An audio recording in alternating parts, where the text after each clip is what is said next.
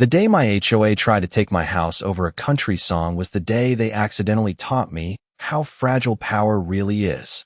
The sheriff's cruiser rolled slow through the subdivision just as the sun bled orange over the pines, red and blue reflections flickering across my porch rail, while the last chord from my old Martin guitar still hummed in the humid Tennessee air. I could smell cedar from the porch boards warming after a 100-degree afternoon, hear cicadas sawing in the oak trees, feel the sweat drying at the back of my neck when Deputy Collins stepped up my front walk carrying a manila envelope thick enough to ruin a man's sleep. "Mr. Walker," he said quietly, almost apologetic, "I've got foreclosure lien notice service." For a second, I just stared at the paper in his hand and listened to Brenda Whitmore's golf cart idle across the cul-de-sac like a predator purring. 48 hours earlier, she'd fined me $5,000 for playing Merle Haggard on my own porch at 7:12 p.m., called it a rural nuisance disturbance, told me this neighborhood had standards and my kind of music belonged in trailer parks and county fairs. I remember her pearl bracelets clicking as she handed me the violation notice, the perfume drifting ahead of her like warning smoke, the way her smile tightened when I laughed and said no HOA in America could outlaw guitar. Turns out she took that personally. By noon the next day, she'd stacked 3 more fabricated citations in my mailbox. By dinner, she'd threatened to put a lien on my property. And now a sheriff was on my porch because a woman with a clipboard hated country music. Or at least that's what I thought. What I didn't know then was Brenda wasn't trying to silence a song. She was trying to push me off a piece of land she wanted for something far dirtier, and every fake fine she mailed me was about to become evidence in the lawsuit that would bring down her little suburban kingdom. I took the envelope, the paper rough in my hand, and heard my father's old rocking chair creak in the evening breeze beside me. The same chair where he taught me 3 chords could tell more truth than a courtroom full of liars. Funny thing about liars, though, they hate documents. Deputy Collins shifted his weight. "You have 72 hours to respond." Across the street, Brenda lifted a wine glass in mock sympathy from her driveway and called out sweet as poison, "Maybe next time keep the music down, Ethan." I can still taste the bitterness of that moment, metallic and cold, but I also remember what sat on the porch table right beside my guitar case. A digital recorder still running, every word she'd spoken 2 nights earlier captured clean. Every threat, every insult, every illegal abuse of HOA authority. She thought she was serving me a warning. She was handing me a case. I looked at the lien notice, then at Brenda smiling under those manicured porch lights, and something in me went dead calm. Not angry, calculating. Because sometimes justice doesn't arrive with sirens. Sometimes it begins with a man tuning a guitar while his enemy mistakes patience for surrender. The next morning, the air smelled like wet grass and black coffee when I carried that lien notice inside and spread it across my kitchen table beside my father's old deed folder. And that was the first time in years I touched the worn leather binder he used to keep wrapped in oilcloth like scripture. My porch had always been more than a porch. It was where my old man sat in work boots after 10-hour shifts at the mill, tapping rhythm on the armrest while teaching me that country music was not noise. It was history with a backbeat. That Martin guitar hanging beside the window still had a cigarette burn near the sound hole from a summer in 1987 when he dropped it during a thunderstorm and laughed so hard he cried. Every board under my feet out front had a story soaked into it. I built half that porch myself after the divorce, replaced rotten planks, stained the railings dark walnut, put in a porch swing measured exactly 6 feet wide because my father said a proper southern porch should always leave room for company.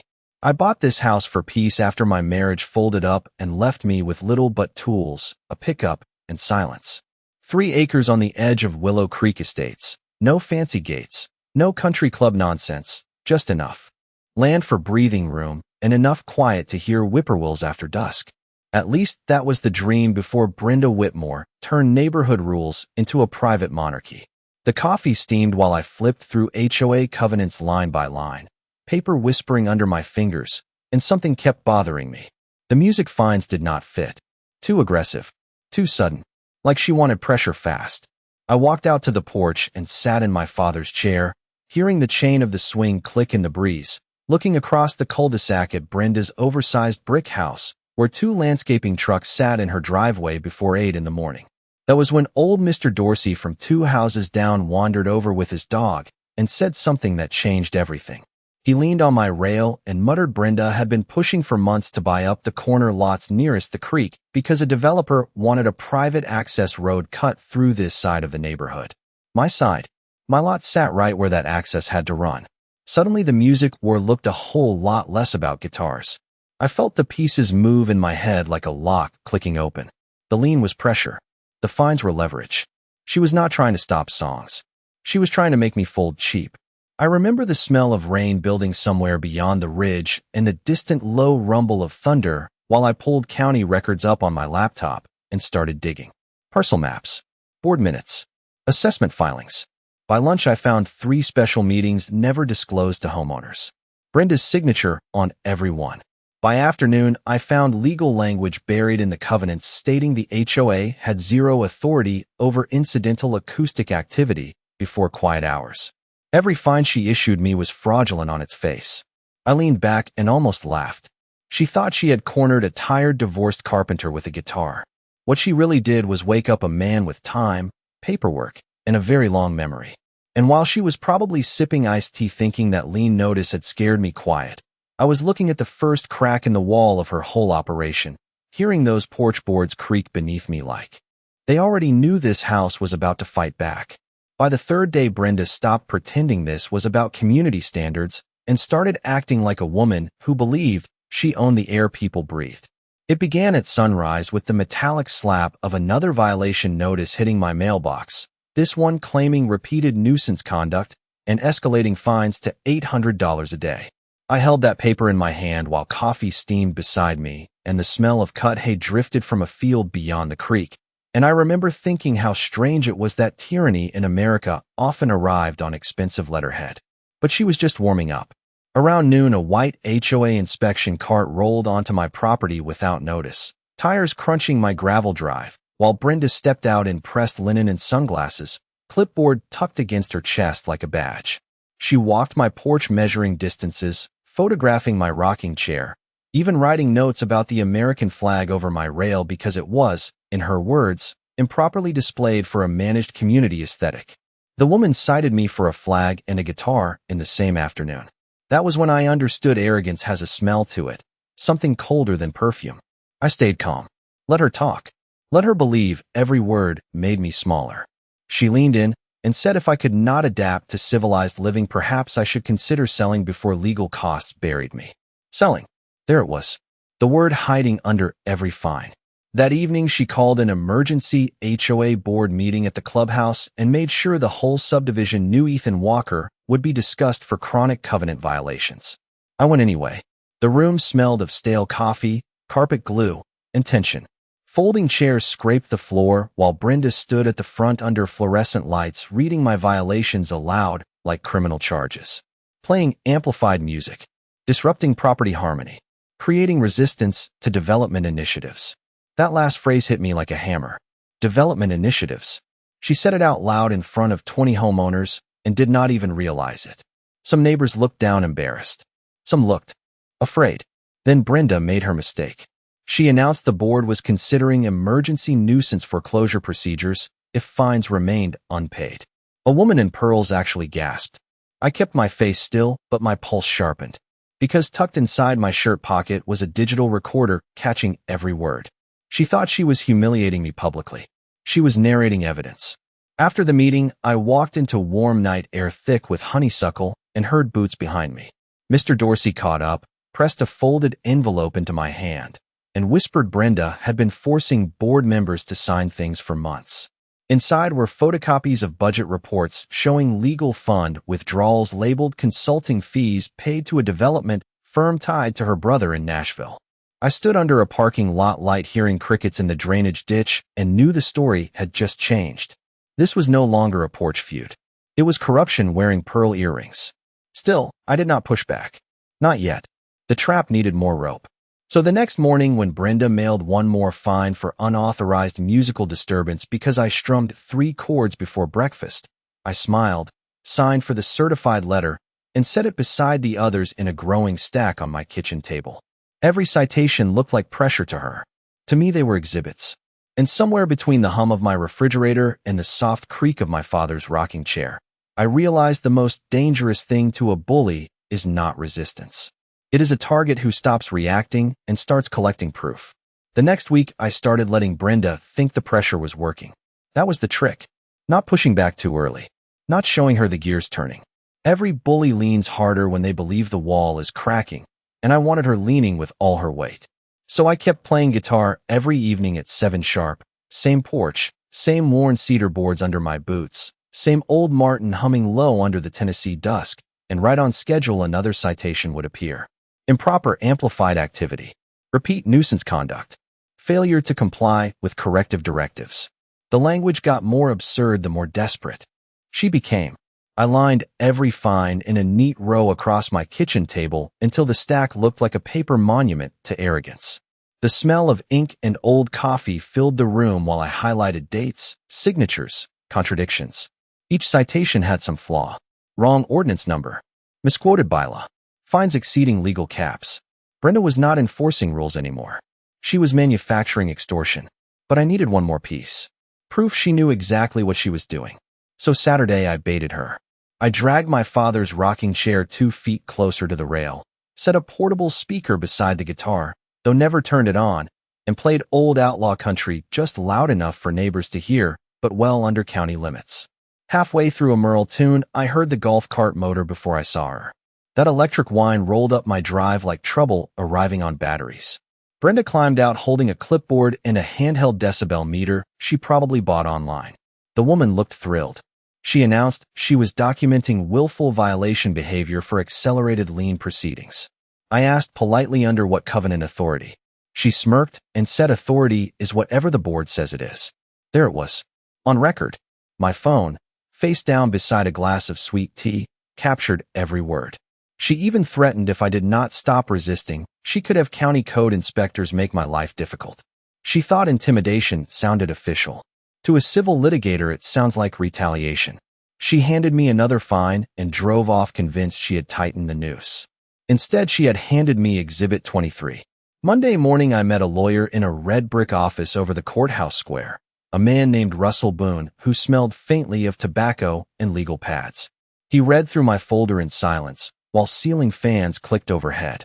Then he leaned back and said, "Ethan, this is not an HOA dispute. This is selective harassment with fraud seasoning." Best phrase I had heard in months. We did not prepare a defense. We prepared an ambush. Class action draft. Injunction petition. Demand letter. Records request. I could almost hear Brenda's polished little empire creaking already, but we needed her overreach to ripen. So I did something that felt almost sinful. I let another fine arrive. Then another. Let her think fear was keeping me passive. Meanwhile, Russell subpoenaed financials, and I started quietly talking to neighbors on porches and driveways. Stories poured out. Petty fines. Secret assessments. Threats nobody challenged because everyone assumed they were alone. By the end of the week, 6 homeowners were ready to sign affidavits. Brenda believed she was isolating me. She was building a coalition. That Friday at sunset, I sat on my porch hearing distant thunder roll over the ridge, fingers brushing guitar strings, and watched her golf cart cruise slowly past like a queen inspecting conquered territory. She waved. I nodded back. Calm. Friendly. Almost grateful. Because she still believed every trap on this road belonged to her. She had no idea she had already stepped into mine. The first crack in Brenda's empire did not come from court. It came from a banker's envelope left in my mailbox before sunrise. No stamp. No return address. Just a cream-colored packet folded twice, damp from morning dew, sitting beside my stack of fake violation notices like a confession delivered by conscience. I carried it inside while coffee burbled on the stove and rain tapped soft against the kitchen window. The air smelled of wet cedar and old paper when I opened it. Inside were photocopies of invoices, reserve fund transfers, engineering sketches, and one contract draft that made my pulse stop for a second. Proposed private access easement through my property. Signed in principle by Brenda Whitmore. Dated 6 months before my first music citation. There it was in black ink. The porch fines had never been the war. They were camouflage.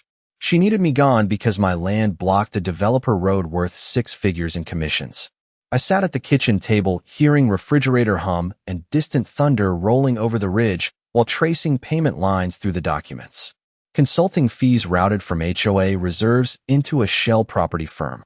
Legal defense funds used for surveying. Residents paying dues for landscaping while Brenda was financing a land grab through neighborhood money. I remember laughing once, quietly, because the sheer greed of it was almost theatrical. By noon, Russell Boone had the packet spread across his conference table, yellow legal pad filling with notes, while sunlight cut through blinds in thin stripes. He tapped the easement draft and said, "This changes everything. Fraud, self-dealing, breach of fiduciary duty." Words heavy enough to bend a boardroom. But the real jewel was buried in meeting minutes attached at the back. Brenda had moved to classify dissenting homeowners as nuisance impediments to redevelopment objectives. Nuisance impediments. That was how she saw people. I could still hear her sugary voice on my porch pretending this was about music. That afternoon, we filed records demands and prepared a complaint far bigger than any defense against fines. But we still needed her final mistake. And Brenda, God bless her confidence, delivered it herself. That evening, she marched onto my porch unannounced, carrying a pre-printed settlement agreement. The smell of expensive perfume mixed with rain-soaked earth as she laid it on my porch table beside my guitar. If I signed and sold a 15-foot strip along my creek frontage to an affiliated developer, she said, every fine would disappear. She smiled like she was offering mercy. My father's rocking chair creaked in the wind while I stared at the paper and felt something almost sacred settle in me. She had just linked the harassment directly to the land. Out loud. On audio. My phone recorded from beside the sweet tea glass again. I asked why she wanted my frontage so badly. She leaned close and whispered, because progress does not wait for sentimental men with guitars. Sentimental men with guitars. I almost thanked her. Instead, I told her I needed time to think. She left believing greed had finally tempted me. But once her golf cart whine faded down the street, I sat in the dark listening to rain hit the porch roof and understood the trap was complete. She had not just overreached. She had confessed. The next morning, 6 neighbors met in Russell's office to sign onto a class action, and one retired accountant brought audited HOA statements showing $47,000 missing from reserves. That number hit the room like thunder. Suddenly, this was not Ethan versus Brenda. This was a community realizing the bully had been picking pockets while writing citations. And as I drove home with courthouse papers on the passenger seat, wipers brushing steady through summer rain, one thought kept repeating in my head. Brenda believed she was using fines to make me surrender. She never imagined every fine had led me straight to the books she should have buried. For the next 2 weeks, I did something that drove Russell half crazy. I kept letting Brenda think she was winning. I paid nothing, challenged nothing publicly. And every evening at 7, I sat on that porch with my father's Martin across my knee, while cicadas rattled in the trees and sunset poured gold over the railings. To the neighborhood, it looked like stubbornness. To Brenda, it looked like surrender wearing denim. But every chord I played was bait. Every fine she sent deepened the fraud count. Every threat thickened the case. Russell called it controlled overexposure. I called it letting arrogance outrun caution. Brenda escalated right on schedule. First came a certified notice claiming accelerated foreclosure review. Then a demand for $12,000 in accumulated penalties.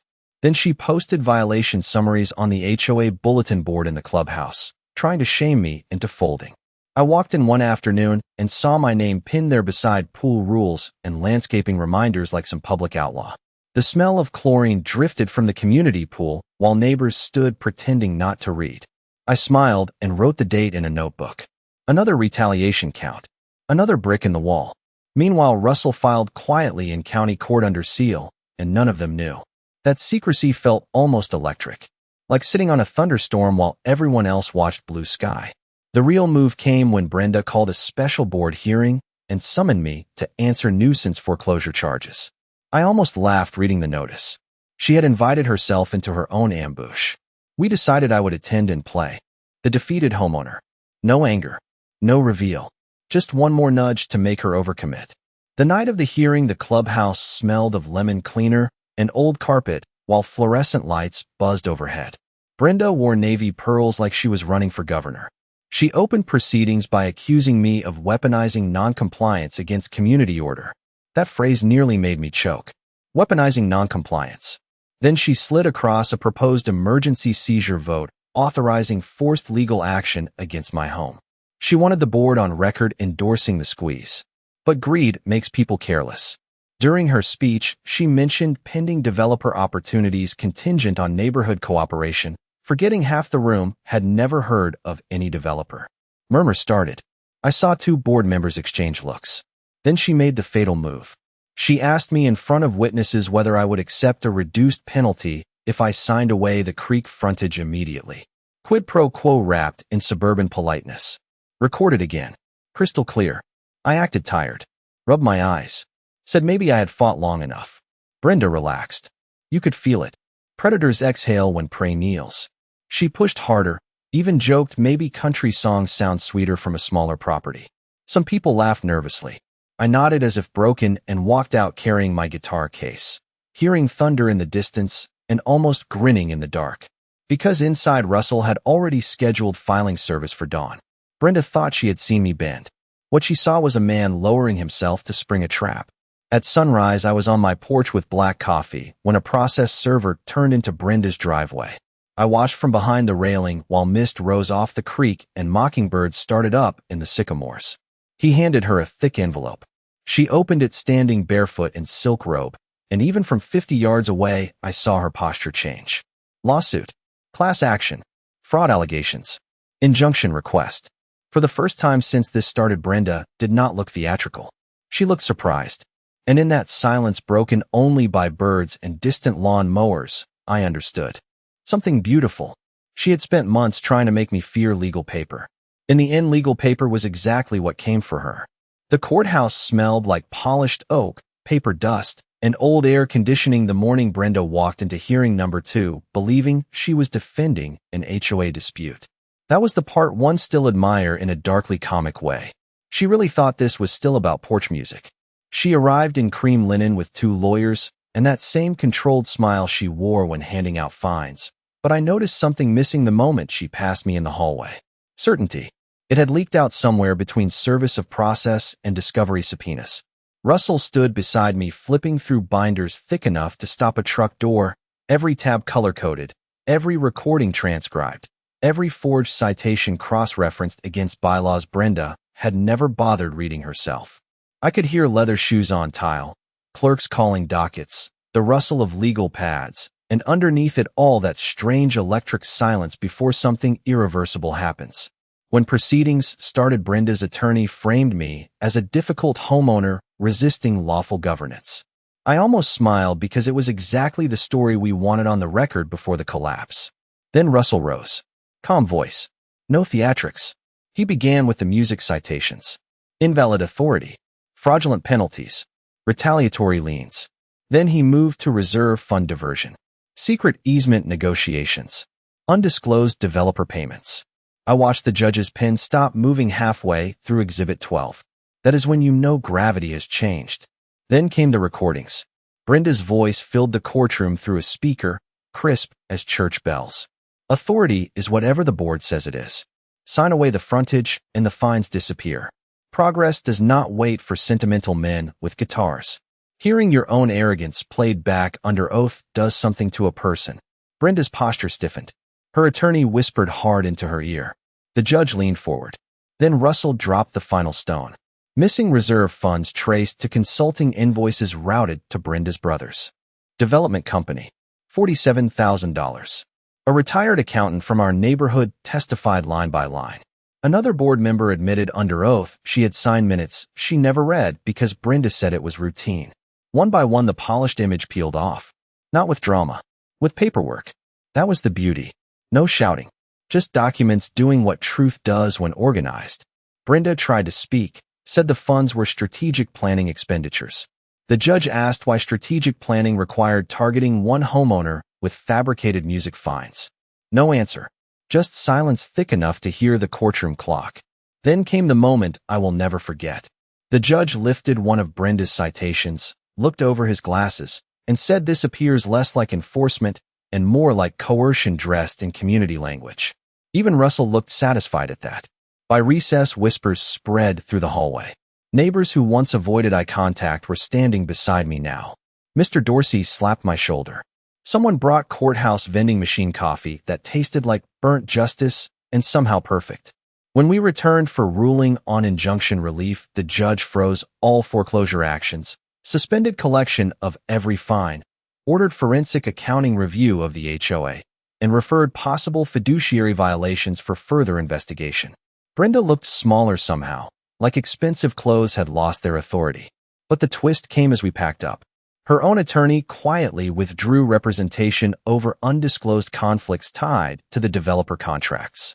Even her hired shield stepped back, walking out into bright Tennessee sunlight. Hearing courthouse flags snap in the wind, I realized the ambush had worked better than I dreamed. Brenda had expected to defend accusations. Instead, she had spent 4 hours introducing evidence against herself. And as I ran a thumb over the worn edge of my father's guitar pick in my pocket, one thought kept rising like music. She fined me for a song because she thought songs were harmless. She never understood rhythm is timing. And timing, in the right hands, can dismantle an empire. The ruling hit the neighborhood faster than summer lightning. By sunset, people who had spent years ducking HOA drama were gathering on my porch carrying folding chairs, casseroles, mason jars of sweet tea, even a battered old amp somebody pulled from a garage. The air smelled of charcoal smoke and fresh-cut grass. And for the first time since Brenda declared war over a guitar, Willow Creek felt less like a subdivision and more like a town. Children chased fireflies along the cul-de-sac. Porch lights flickered on one by one. Somebody hung string lights across my railing without asking, and somehow it felt like justice had a glow to it. But the real payoff came 3 weeks later when the court entered final orders. All citations voided. Every lien dissolved. Restitution to homeowners from misused reserves. Brenda removed as board president pending further proceedings. The developer easement deal dead on arrival. I sat in Russell's office reading the order while the old ceiling fan clicked overhead, and honestly, the paper felt lighter than all those fake fines ever had. Funny thing about winning through law instead of anger, it does not explode. It settles, like dust after a storm. But that Saturday, the neighborhood wanted more than paperwork. They wanted a reckoning you could hear. So they called it the Porch Concert. Mr. Dorsey dragged over lawn speakers. Mrs. Hahn brought pecan pie. Even folks who once voted with Brenda showed up awkward and sheepish, carrying folding tables and apologies. I stood where all this started, boots on the same cedar planks where she served that first ridiculous fine, fingers resting on my father's old Martin. The same guitar she called a nuisance. The same porch she tried to turn into leverage. I looked down the street and saw Brenda's house dark except one upstairs window glowing behind drawn curtains. She never came out, but she heard it. I know she heard it, because when I hit the first warm G major chord and the whole porch hummed with that old country resonance, even the night seemed to lean closer. The sound rolled over the cul-de-sac soft as memory. People sang, laughed, clapped time on porch rails. At one point, old Mr. Dorsey whispered that this was the first HOA meeting in years nobody dreaded. That line stayed with me. Halfway through I told the story. Not the legal parts. The simple truth. That no one should lose peace on their own porch because someone mistakes control for order. Then I played the song my father taught me in that rocking chair decades ago, the one with the cigarette burn still near the sound hole. My hands shook a little on the intro. Not from nerves. From feeling him there somehow. During the chorus, neighbors joined in so loud the crickets almost disappeared. And right then I understood the perfect irony. Brenda tried to make music a violation and ended up making it a neighborhood tradition. Before midnight, someone proposed amending the HOA rules so live porch music before quiet hours was explicitly protected. Unanimous support. I laughed so hard I nearly missed the vote. Protected. Written into bylaws. The very weapon used against me rewritten into a shield for everyone. Later, after the crowd drifted home and only porch lights glowed in the humid dark, I sat alone in my father's rocking chair hearing the swing chains creak and distant frogs down by the creek. My guitar rested across my lap, warm from hours of playing. Across the street, Brenda's upstairs light finally clicked off. No speech. No final confrontation. Just silence. But it was different silence now. Not the kind bullies used to intimidate. The kind left behind when fear has moved out. And as night wind stirred the flag over my rail, I looked at the porch she tried to take from me and thought the sweetest part of justice is not watching power fall. It is watching ordinary people stop being afraid. By fall, the Porch concerts had become a first Saturday ritual people planned around, like church suppers and football games. They called it Freedom Porch Nights, half joking at first, until the name stuck and someone painted it on a cedar sign that now hangs beside my front steps. Funny how things born from conflict sometimes settle into tradition. The same cul-de-sac once patrolled by fear now filled with pickup trucks, lawn chairs, and old country songs drifting through warm Tennessee air. Some evenings the smell of barbecue rolled over the creek before sunset, and by dark you could hear laughter where whispered complaints used to live. The HOA rewrote its bylaws that winter. I still remember the line because I helped draft it with Russell and 3 neighbors around my kitchen table. Incidental live acoustic music on private porches before quiet hours shall be considered a protected residential enjoyment. Protected. Every time I read that word I smile. Brenda used rules as a weapon. We turned rules into shelter. As for Brenda, she sold her house the next spring. No dramatic exit. No final apology speech. Just a moving truck one rainy Thursday and a real estate sign gone by Monday. I watched from my porch while the windshield wipers on that truck beat time in the drizzle and felt no triumph, only a strange calm. Because by then this was bigger than her leaving. The corruption review ended with financial penalties and restitution. The missing reserve money came back. The secret road project died in county planning. My creek frontage stayed untouched, sycamores still leaning over the bank exactly as my father remembered them. Sometimes justice looks less like revenge and more like keeping what should never have been threatened. A year later, Mr. Dorsey leaned over my rail one night during a concert and said, "You know, Ethan, Brenda find the wrong song." I laughed for a full minute because he was right. She thought she was fighting noise. What she touched was memory, dignity, home. Things people defend harder than property. Every detail she mocked came back in the ending. The porch, the guitar, the fines. The paper she used to scare me became the paper that saved the neighborhood. That is the kind of symmetry life rarely gives you. On clear evenings, I still sit in my father's rocking chair after everyone leaves, hear the chain creak, feel the worn wood under my palms, and look out at the street lights reflecting off quiet pavement where her golf cart once rolled like authority on wheels. Sometimes a breeze stirs the flag above the rail, and I think about that first lien notice in my hand, how close fear can feel before truth organizes itself. People ask sometimes if I planned the whole thing. From the start, truth is no. At first I was just a man trying to keep playing guitar on his own porch. But bullies have a talent for teaching strategy to the people they underestimate. That was Brenda's real mistake. Not the fines. Not the fraud. Thinking patience meant weakness. Thinking a blue-collar man with a guitar did not know how to read a contract. Every summer now we end the last porch night with the same song my father taught me, and neighbors sing the chorus loud enough to carry over the creek. Kids who were too young to remember the lawsuit call it the freedom song. They do not even know why. Maybe that is the best ending of all. Justice, so complete it becomes ordinary life. Last month, a new family moved into Brenda's old house. Young couple. Baby on the way. He asked whether the music ever gets too loud. I handed him a folding chair and said around here that sound means the neighborhood is healthy. He laughed, sat down, stayed through midnight. And as the last chord rang into warm darkness, I understood something my father tried to teach me long before any HOA war. Justice is not loud. It is smart, patient, and inevitable. Sometimes it even arrives in the key of G major.